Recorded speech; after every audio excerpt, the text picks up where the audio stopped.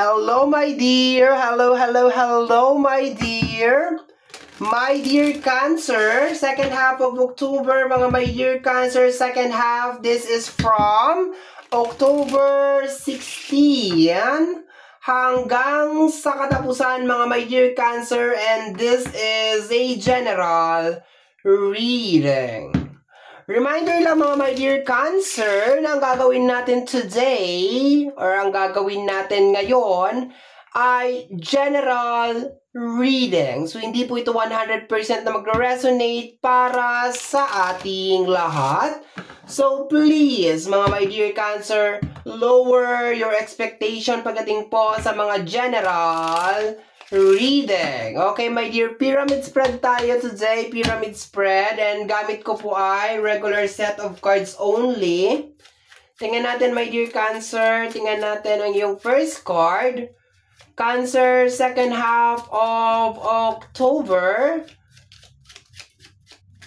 My dear Cancer, second half of October. Tingnan natin, my dear, ang iyong first card. First card mo is the Queen of Flowers or the Queen of Wands. Okay? So, ang nakukuha ko sa kanya, my dear, na energy is walang makakapigil sa akin sa mga bagay na gusto kong mangyari. And I can feel some positive and somehow like negative energy sa card na ito. Okay? Hati siya, my dear. Hindi siya yung energy, my dear, na as in 100% paglabas niya na boom! Positive energy na kaagad siya. Naramdaman ko kaagad yung pagiging negative, konting negative na energy and konting positive na energy. Pero ang kanyang pinapalabas, my dear, na energy over here is walang makakapigil sa mga bagay na gusto kong mangyari. Which is yung character yon ni Queen of Wands. Okay? Tingnan natin, my dear, kasama niya is the Five of Wands. Okay, my dear Cancer. Okay? This is the Five of Flowers or the Five of Wands. Okay? So far, may tension akong nakukuha dito, my dear. Okay? Sabi ko nga sa'yo, my dear, dalawa yung energy na nakuha ko. Hindi lang siya solid na isa. Dalawa. So, dito, my dear, sa dalawang card na ito, nakukuha ko, my dear Cancer, na parang may tension na posibleng mangyari sa second half of October. Dahil sa dalawang card na to. Okay? Kasi ang Five of Wands is energy or message of conflict. Okay? Conflict or hindi pagkakaunawaan. So, posible, my dear, ha? Posible, kasi wala pa naman yung ibang mga cards, ha? Posible, my dear Cancer, na baka meron ka mga gustong gawin, my dear Cancer, and then, meron mga kontrabida. Kaya, merong mangyayari na parang tension. Okay? So, tingnan natin, my dear. Kasama ng ating Queen of Flowers and the Five of Flowers is the Five of Sword or the nangingitim yung card mo, my dear. Five of Sword or the Five of Speed. Okay. So confirm, my dear.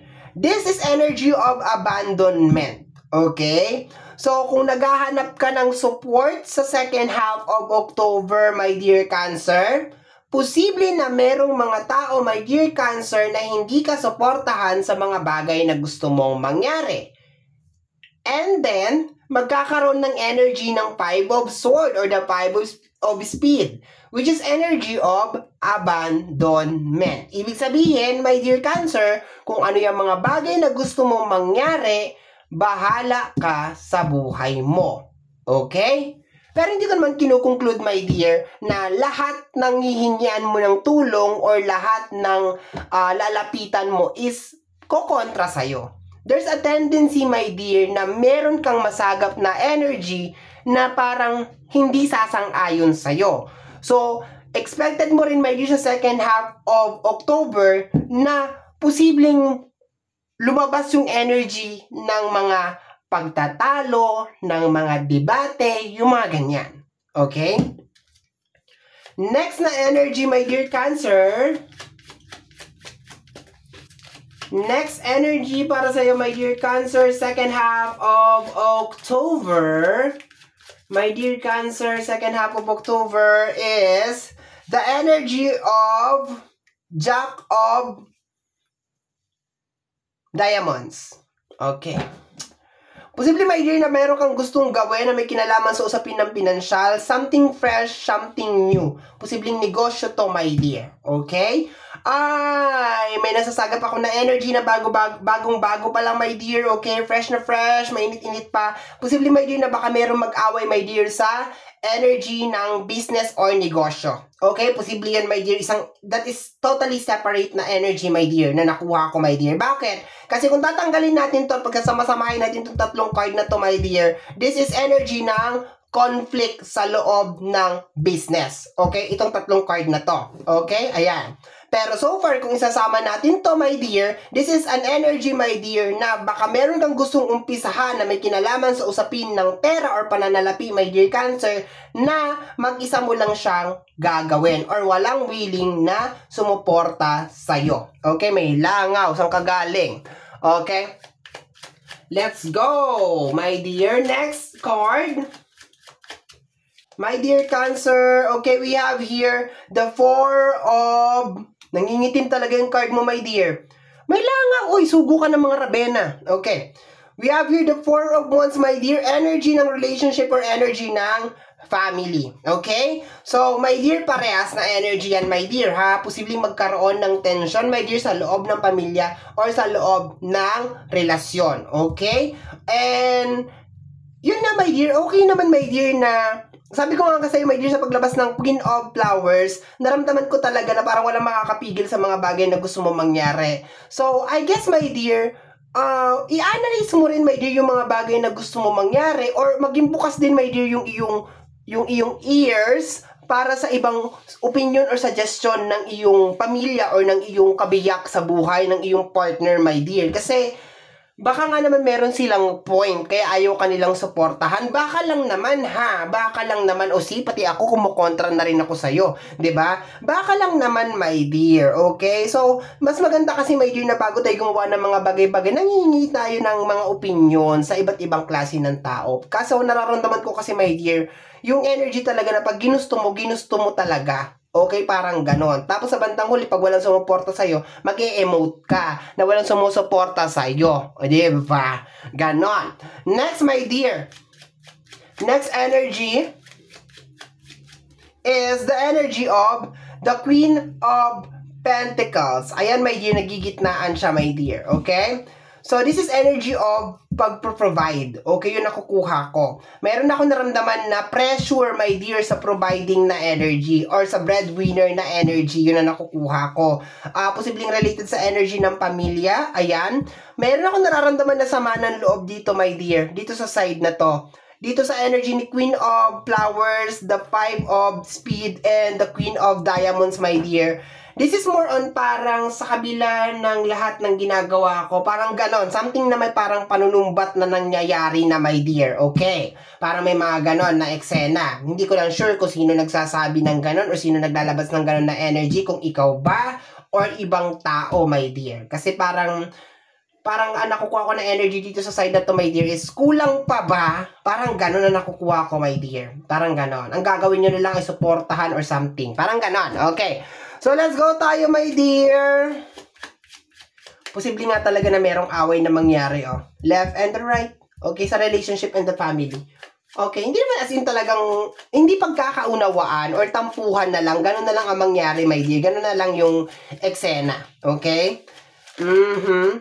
We have here the Eight of Pentacles. Ayan. So, meron ka nga talagang gustong umpisahan, my dear. Posibleng negosyo to, my dear. Or, kung meron na kayong negosyo, baka gusto mong i-expand, gusto mong palakihin, ganun. But, I think, my dear, baka hindi talaga perfect pa yung time for now. Or, sabi ko nga sa'yo, buksan mo rin, my dear, yung iyong tenga sa opinion din ng ibang mga tao sa paligid mo. Yun ang nakukuha ko dito.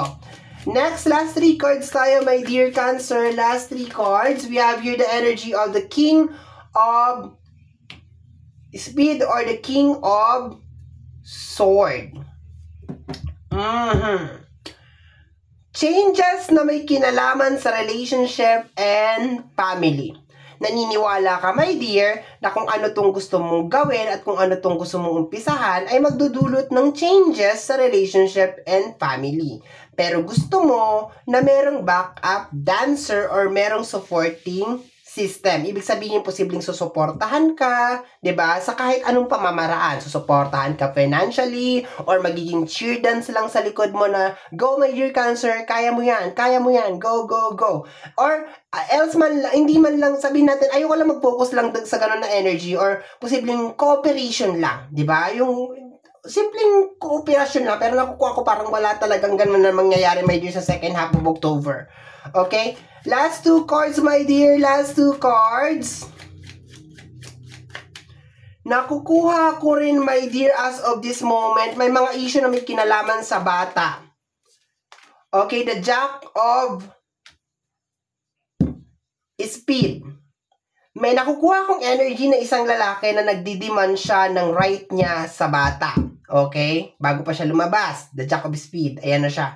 Namumula. Parang tensyon na may kinalaman sa bata or sa anak. Parang ganon. So, baka ang pinag-aawayan naman ninyo, my dear, is more on suporta dito sa batang ito. Sa Jack of Speed or the Jack of Sword. Yun ang nakukuha ko.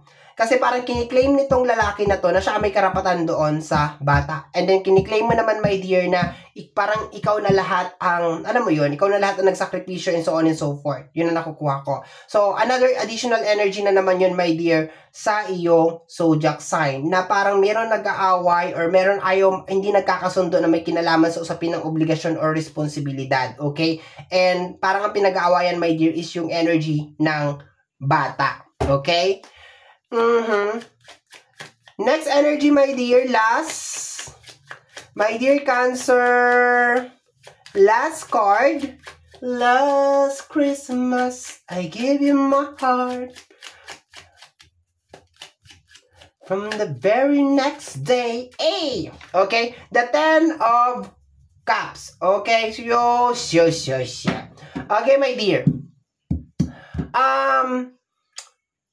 Bumabalik pa rin siya, my dear, dun sa pinakalas na energy na nakuha ko. Okay? Pinaglalaban talaga nitong energy ng lalaki na ito, my dear, yung karapatan niya. Okay? Parang gusto niya makuha, my dear, yung anak niya sa'yo. Yun na nakukuha ko, my dear. Parang may ganun na energy. Or pinagpaplanuhan niya, my dear, na makuha yung bata sa'yo. Ang nakukuha ko naman dito, my dear, is parang gusto mo na supportahan na lang niya yung bata. Yun ang nakukuha ko, my dear, which is parang ayaw nga niya ng ganun. Parang gusto niya mag-release siya ng pera, pero nasa kanya ang custody ng bata. But balik tayo dun sa pinakaunang energy, my dear.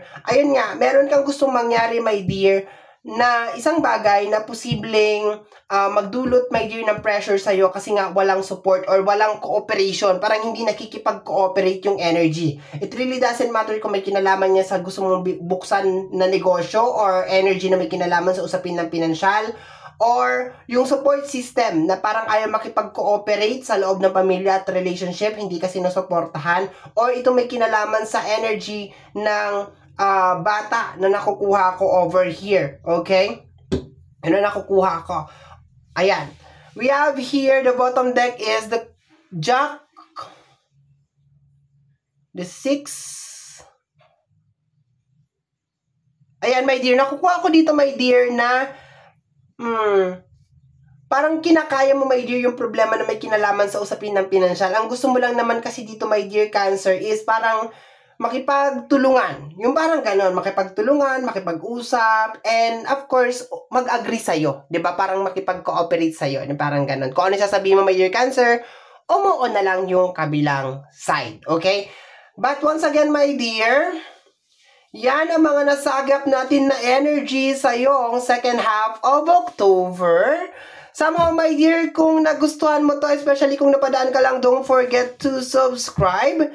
Pakiclick lamang po ang notification bell para ma-update ka sa aking mga upload, my dear. And free to like, free to share, free to comment sa lahat ng ating mga videos. Once again, my name is RJ, also known as Apo J. Maraming salamat po, and until next time, bye-bye! Thank you, my dear. Salamat po!